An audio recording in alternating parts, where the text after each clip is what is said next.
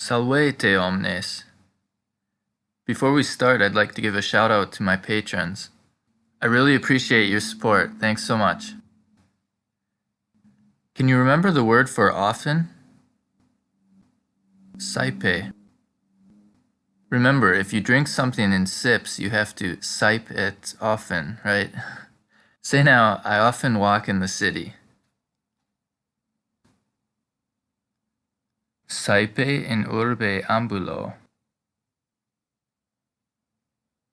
We learned this word many lessons ago, but can you remember how to say rarely? Raro. So this is the opposite of saepe. Say now, I rarely drink in the forest. Raro in silva bibo. In the last story, we learned how to ask, who is your teacher? Remember, it was worded like teacher to you. What was it? Quis est magister tibi? Let's answer this by saying, no one is my teacher. Nemo magistra mihi est. Here we have the dative form of ego, mihi. And note, tibi and mihi are sometimes written with the macron over the I and sometimes not. I think it's easier to pronounce with the macron, but you can decide how you want to say it. The story continued in this lesson is based on a story from Ovid's Metamorphoses. Many stories from this book deal with pride, as well as this one, as we'll see. First, the word proud in Latin is superbus. When you do something superbly, you become proud. So how do we say the girl was proud? Puella superba erat. And do you remember how to say she formed a beautiful picture? Picturam pulchram formavit. This form of the past tense had avi, and there was another similar ending. Remember, to go is ire, so she went would be iwit. Look at this sentence now. Dea Minerva formam feminae simulavit et ad terram iwit. Here, formam feminae means feminine form, but note that feminae is the genitive form, so this is more like woman's form. And simulavit means simulate, or make like. Easy, right? So altogether, the goddess Minerva simulated feminine form and went to the earth. This sentence contains two of the most common perfect past tense conjugations. Another common one uses ui. First, can you remember how to say, he teaches the Latin language? Linguam Latīnam docet. And look at this now. Me docui. I taught myself. You see, to conjugate this past tense form, we remove the ere and add u with the appropriate ending. So for the perfect past tense, there are three easy conjugations: awi, iwi, and ui. And there are many other less regular conjugations, which are too numerous to sit down and memorize. This is why it is much easier to learn the endings simply through comprehensible input. When we read and hear the endings over and over again, they will come naturally to our tongues, because any other way the words will sound wrong to us. So let's practice this new ending some more. Bonum magistrum habui. I had a good teacher.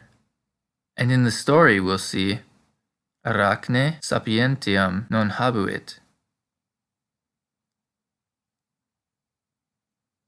Arachnē didn't have wisdom, or Arachnē wasn't wise.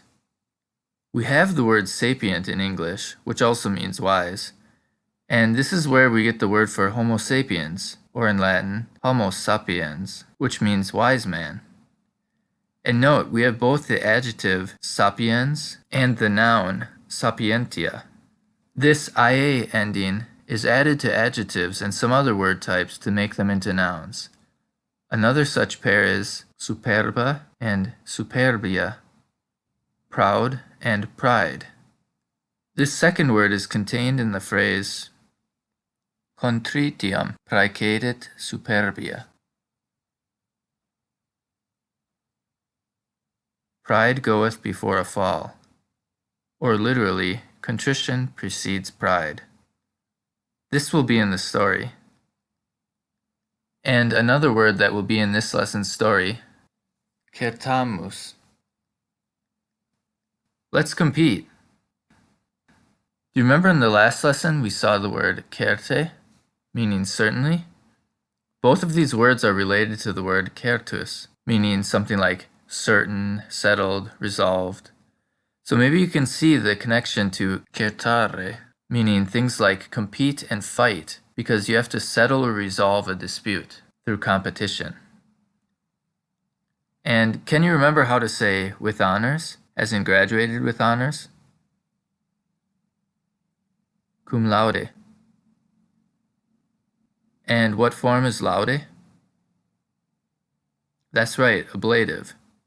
Cum always triggers ablative. Let's try to say now, I often fight with my brother. We haven't seen this yet, but try to guess how we add an E to the word for brother.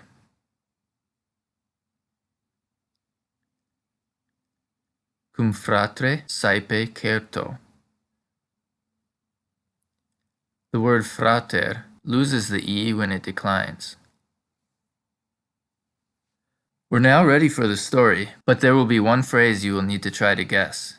It's the last thing that Arachnē says, which will obviously get her in trouble. Sed Arachnē superba erat, et sapientiam non habuit.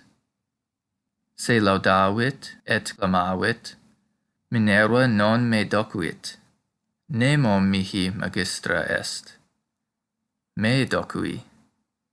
Formo picturas melius quam Minerva. Dea Minerva formam feminae simulavit et ad terram ivit. Dixit ad Puellam, contritiam praecedit superbia. Certamus. Did you guess that formo picturas melius quam Minerva means I form pictures better than Minerva? Melius quam is another important chunk we should learn. We'll see this more in the next lesson. And did you understand se laudavit? It means she praised herself. Okay, in the next lesson we'll finish this story and find out what's up with the name Arachnē. On Patreon, each story is consolidated in a single downloadable audio file, together with a full transcript and English translation. The example sentences used in each lesson are also included. There's a link below. Gracias!